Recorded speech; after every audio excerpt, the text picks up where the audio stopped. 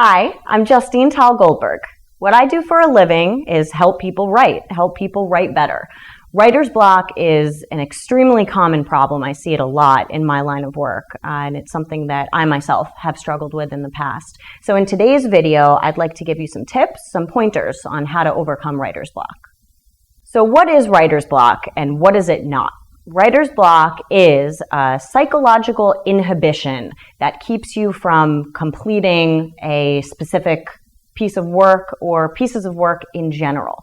What writer's block is not is, for example, a student having trouble finishing a research project or a paper. It's not a specific writerly issue that arises from a particular project. It's characterological. It's something that is with you all the time, constantly standing in your way. One common misconception about writer's block, and this is widespread, is that the block is, in essence, the inability to write, to produce work. Actually, the block is the emotional issue that's causing the inability to produce the work. Therefore, the inability to produce the work is a symptom, not a cause.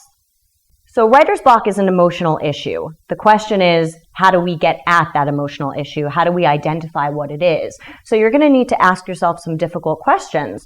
Among them, what is it about writing that scares you and why? For example, in my experience with writer's block, this was back in college, and I had written, in my first semester, I had written a paper that my professor just loved. She was, over the moon about it, and of course I was pleased and thrilled. Some time went by, and I started to feel that I was having difficulty sort of living up to that expectation until it got to a point that I was completely paralyzed, completely frozen. I quite literally could not bring myself to type a word on the computer screen. I could not bring myself to put my pen to paper because I expected that every word that came out of me had to be genius. It's a very, very dangerous way of thinking. You will never get any work done. It's extremely paralyzing. It's extremely frustrating and can cause some really negative cycles and negative feelings about yourself and your ability to perform, your ability to write. With time, I did get over the writer's block, but it did take a great deal of work and, again, a great deal of time and concentration. In my experience, there are three main underlying causes for writer's block, these deep emotional causes that I mentioned earlier. So one of those is performance anxiety, also known as fear of failure. That can enter into the picture when, as I did, you have very high expectations for yourself and you're afraid that you can't meet them. You have a deep need and a deep desire for accolades and approval, but at the same time, you're afraid that once your work is out there, you won't get that approval. Another main cause of writer's block that I've seen is sort of dynamics that develop in early childhood. So if you grew up in a kind of household or in school or in any kind of environment where people were heaping approval onto you all the time, constantly telling you how great you are, or on the flip side of the coin, you are not receiving enough approval, that can have long-lasting effects on the need for approval for obvious reasons. Finally, and this is the third cause of writer's block that I've seen, and that is the reluctance or fear to step into a position of authority.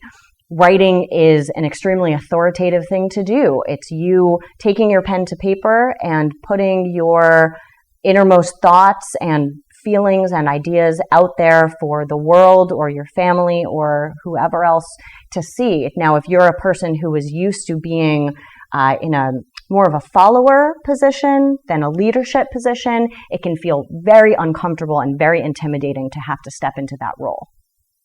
So here are three tips, three approaches that you can use to get yourself writing. Now, let me be clear. These are not solutions or cures for writer's block. These are simply ways to help you get over the initial hump in order to really treat your writer's block, in order to really get to this root cause, the deep emotional issue, you're really going to need to do some psychological work, probably with a trained professional. But again, here are a few ways that you might go about sort of tricking yourself into thinking that you're not suffering from writer's block.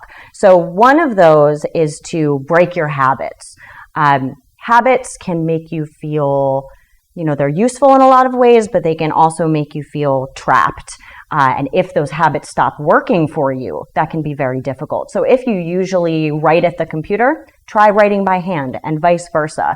If you usually write in your home, at a certain desk, in a certain chair, in a certain room, try somewhere else. Try completely leaving your house. If you have certain maybe lucky associations with your writing, a particular pen that you use, a particular pencil that you use, a book that you always have on your lap or by your side, just try to get as far away from these habits that you've gotten into as possible, and I think you'll be surprised at how freeing that can feel. Another approach you can take is to sit down and write about the writer's block. So you're taking sort of a metatextual approach to the situation. So instead of sitting down and jumping into the project, the actual piece of writing that's been giving you so much trouble, if there is one, you're going to want to sit down and just kind of free write, free associate about the trouble that you're having. Put your pen to paper, never lift your pen off the paper for a certain amount of time, a certain amount of minutes, even a certain amount of hours if you have that time to work with, and just try to be hyper aware and in tune with your feelings about the block that you're having. And finally, and this one is important, I want you to stop saying the words writer's block. Writer's block can act as a self-fulfilling prophecy. You start telling yourself, I'm having so much trouble, I've been having trouble for a long time, I have writer's block, I'm suffering from writer's block, I'm a victim of writer's block. In that way, you are giving the inhibition, you're giving the writer's block all of the control, all of the power. By not saying the words writer's block, you are taking back that control. Yes, you might be having issues, but at least you can own those issues. You can maybe look at it in a different way. I'm having trouble, the writing is not coming as easily as it usually does, but again, never say writer's block. So remember, when it comes to writer's block, the inability to write is a symptom of the psychological inhibition, not the cause. So if you think of these tools that I've given you, those 3 tools, think of them like cold medicine almost. They're masking the issue, they're helping you to feel better, but they're really not getting at the root cause. In order to do that, you're going to have to, again, do some deep soul searching and psychological work, perhaps with a professional. So remember, the inability to write is actually a symptom of writer's block. It's not the cause.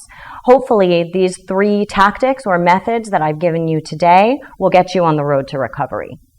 In a future video, I'll talk to you about motivation and stick-to-itiveness in your writerly projects. In another video, one thing we do here at WriteByNight is run creative writing workshops, so I'll talk to you about some tips for improving your creative writing. Thanks for watching my video. I'm Justine Tal Goldberg with WriteByNight. For more information on what we do here at WriteByNight, visit www.writebynight.net. And remember, give me a thumbs up for the video, leave comments below, and subscribe to the channel.